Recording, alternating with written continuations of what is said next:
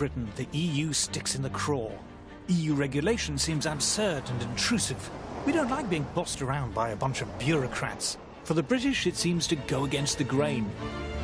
There's a huge cultural difference. I've seen it for myself when I was in government, when I went to meetings of the Council of Ministers. They thought I came from another planet. There is still in many parts of the continent a notion that the way that society should be organised is to have a class of wise, experienced, public-spirited experts who will run things in the best interests of all. The British historically have been deeply sceptical of this kind of approach. Britain, I think, does stand out within Europe, and one of the odd things is why they want to keep us in the club, given that they're always complaining about us. Why are British the cussed ones in Europe? Why are we so attached to our independence and freedom? Why do we take so badly to regulation? Where does it all come from? The British freed themselves from suffocating feudal regulation centuries before the Europeans. While serfdom still existed in large parts of Europe, the free British were carrying out the great commercial and industrial revolutions that gave birth to the modern world. In the 19th century, unregulated Britain was the pioneer of global free trade, workshop of the world, dominating the world economy like a leviathan. Even on the eve of the First World War, Britain was building around 60% of the world's commercial ships and owned almost half the world's cargo-carrying ocean-going steamers. But the First World War changed everything. New ministries were set up as the government extended its control over every aspect of British life. Industry became heavily regulated. First shipping, then the collieries, railways, canals, and agriculture.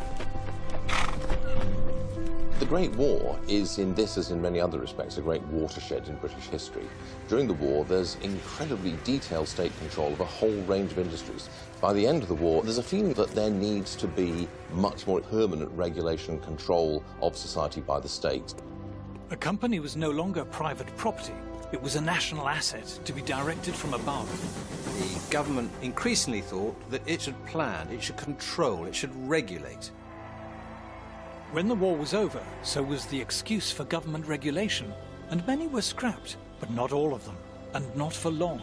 British governments sought to deliberately cartelise and control the major sectors of the British economy, basically checking the spirit of initiative and innovation that had been such a dominant feature of the British manufacturing sector in the 19th century.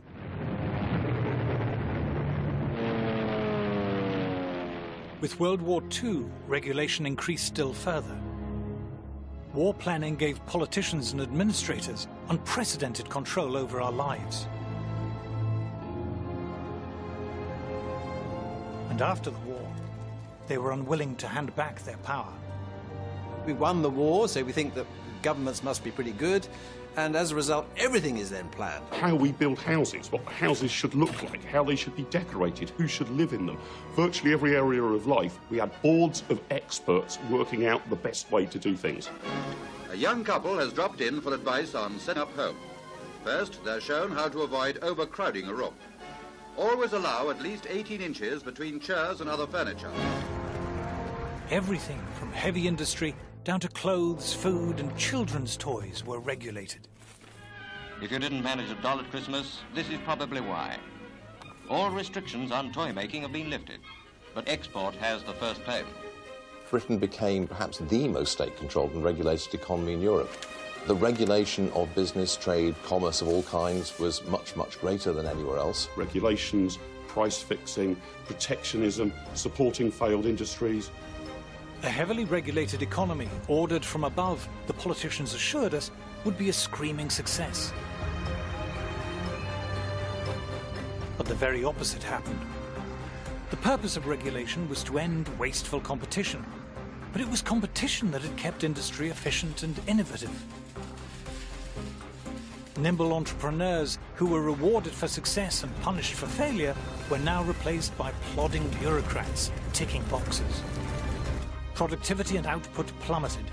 Shortages pushed up prices. The buying power of the average wage, £5 to £6, has shrunk at an alarming rate. But first among offenders in increasing prices was the government itself. Coal rose, affecting other industries. Electricity charges went up. Then as we get more money, everything goes up, doesn't it? It must be this inflation they're all talking about. For ordinary British consumers, life was grim. Goods were either unavailable, unaffordable, or heavily rationed. Good news came with a sticky end to sweet rationing. For 9 years, mouths had watered for this great day. And it was too much of a tummy ache for the country's economy. And soon, personal points came back.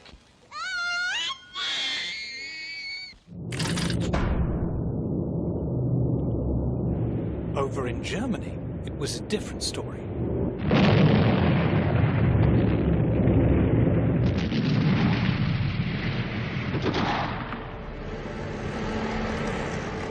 The war had left Germany little more than smoking rubble. West Germany would receive some martial aid, but only less than half the amount sent to Britain.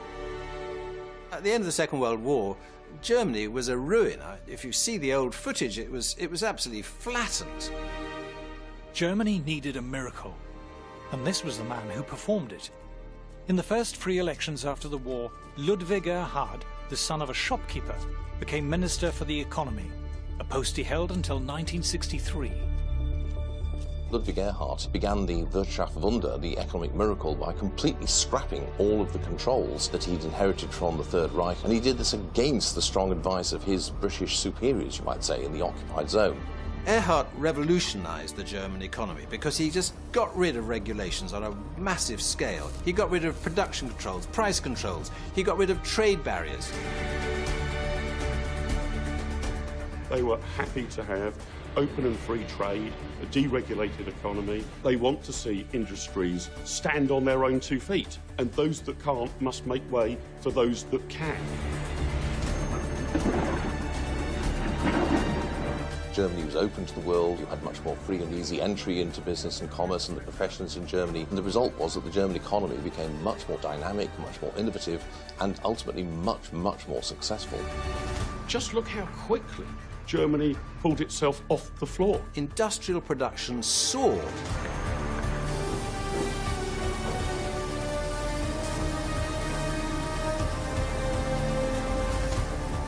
In Britain, there were shortages and rising prices. In Germany, goods were abundant and wages rose steeply. The result for the ordinary person in Germany was sensational because the production of all consumer goods rose, the prices came down. Britain, who won the war, was still rationed for year after year after year, whereas Germany, who lost the war, rationing was abolished. Before you know it, just a decade or two of this approach, and it's a powerhouse of Europe. Contemporaries described it as a miracle. By the time Erhard left office, he had transformed Germany from a pile of smoking ruins to the third biggest economic power in the world.